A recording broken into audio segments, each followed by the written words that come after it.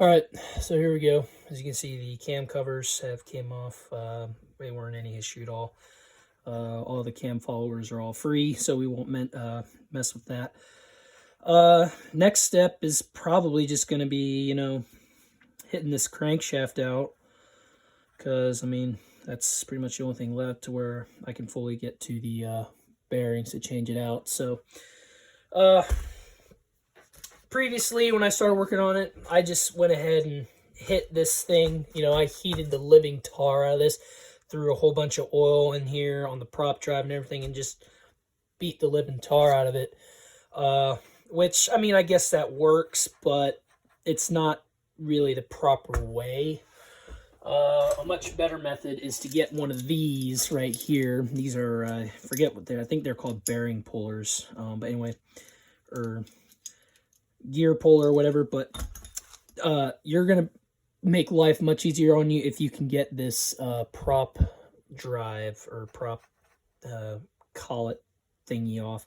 And it's just held on there with like a mechanical bond is how it's held on, and you just got to break it. And it's the proper way, most definitely, is to use one of these right here. And it's been a while since I've used this thing, so it may take me a while to get used to it. And as you can see, I had to modify the jaws on this thing quite a bit. Now there's quite a bit of metal removed right there to get this to fit these prop drives. But I do really recommend getting the proper tools to break this off, because it's gonna, number one, make getting this crankshaft out a lot easier. So anyway, I've got this thing now on a good grip. I'm not going to tighten it fully yet. First, I'm going to oil this thing up like this, and take a heat gun to it and heat it up for really good and get it really hot, and then I'll get a wrench on it and see if how easy it'll come off. So anyway, I'm going to heat this up and then I'll report back. All right, I've heated this thing up quite a bit, so let's see what we can do to see if this thing pops off or not. So kind of the way I like to do it is tighten it a little bit. If it doesn't pop off, hit it with some heat again and some more oil, because with the tension that's on it, maybe if you get enough heat on it, it will break the mechanical bond that holds this washer on. Oh, you don't have to get these things pretty stinking hot, so don't be afraid. I mean, you won't melt the darn thing or anything, so as much heat as you can get, hotter better. So.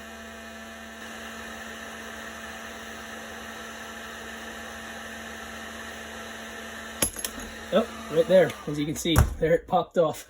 So that was just enough heat to pop that off. So that's pretty neat how that works. Oh, I love that part. And this one, it just pops off like that. Oh, gosh. And it is hot.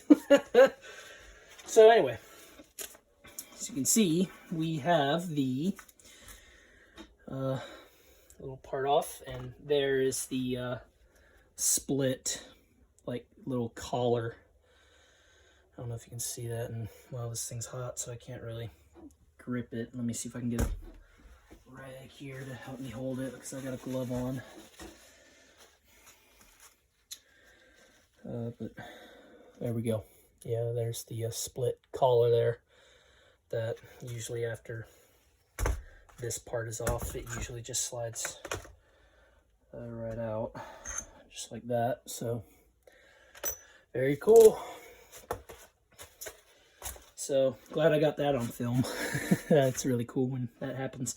But anyway, now I think we are totally free to bang this crankshaft out, which, being that this thing is pretty warm already, let's see how lucky we can get. I will oil that.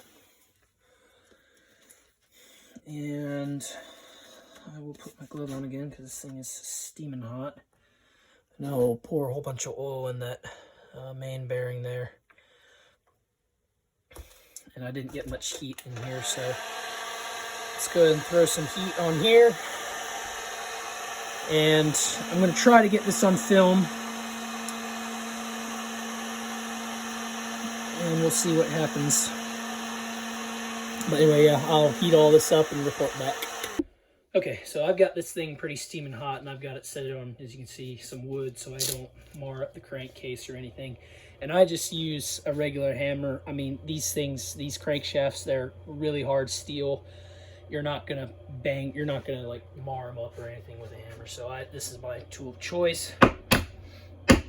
And as you can see, it just dropped right out. So a lot of oil and heat, and it just makes this process so much easier.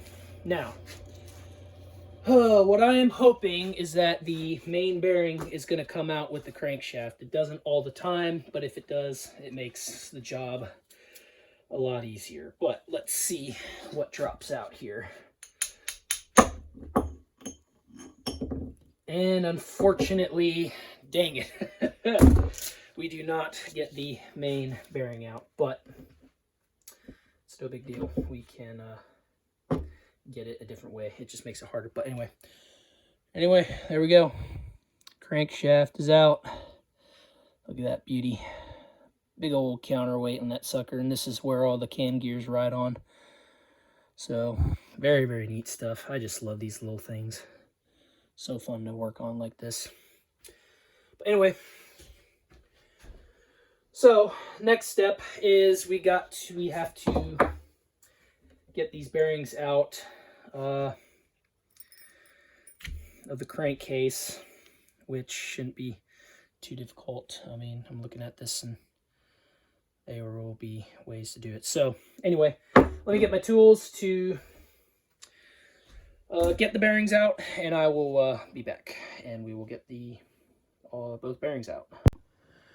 All right, so here's the setup that I'm going to use to first, the order of action is to take the front bearing out because, you know, we can't hammer this main bearing forward, so we got to take this out first before we get to the main bearing. But anyway, I have a 2x4 here that I drilled a 1-inch hole using one of these spade bits. I don't know what these, I call them spade bits, but drilled a 1-inch hole, and that's just large enough to contact this outer flange, but wide enough that this bearing will be able to fall through. But so, and then to knock it out, and you know, this might make some people mad, but this is what I do. I take a socket on an extension just like this, and you know, get on the inside race of the bearing. And that's, I mean, I guess I could get some fancy tools if I wanted to, but you know, these bearings are junk. They're not going to be used again. So I think it's okay to go ahead and do this. Some people probably won't like that, but I just, like I said, I just use a socket that is big enough to get into the inner diameter, or the inner race, or maybe not the inner race, but the inside part of the front bearing there, so we can knock it out. But anyway, this crankcase got all cold again, so I'm going to oil this bearing up, heat it up, and then we'll see how easy it is to knock out. So let's give this a shot. All right, this thing is warmed up, nice and hot, nicely oiled. So now I got to kind of line it up, I guess. This is kind of the downside to using a wood block like this. You got to put it on and just line it up and hope for the best. It's probably not the greatest way to do it, but it's what I'm going to do. Better get lined up fast because this thing is hot. Yeah, I'll just have to eyeball it from down here. Okay, let's see what happens.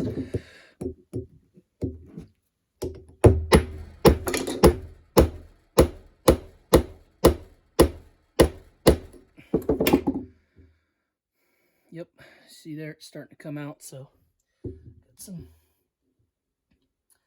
good progress going on here, so let's keep going. All right. Yep. So there we go. Front bearing is out. And this hole, unfortunately, is a little tight, but got the job done. So, oh yeah, that looks pretty nasty.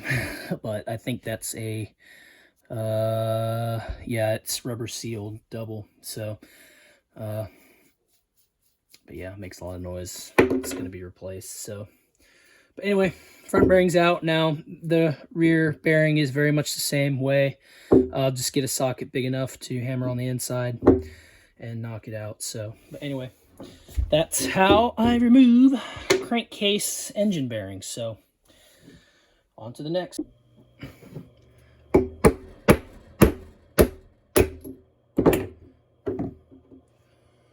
we go. Rear bearings out, and yeah, wow, that thing is pretty nasty looking. Yeah, I can see why these things need to be replaced. Eee, pretty ugly. Anyway, front bearing. So anyway, that is it. That is all the disassembly we can go. I mean, there's a bare crankcase, and here's what the inside of the crankcase looks like. And I don't know if you can see in there, but it's pretty grimy, especially in the front bearing area. So yeah, this thing will definitely, this whole engine will benefit from a cleaning. But anyway, there we go. Bearings are out. So on to the next.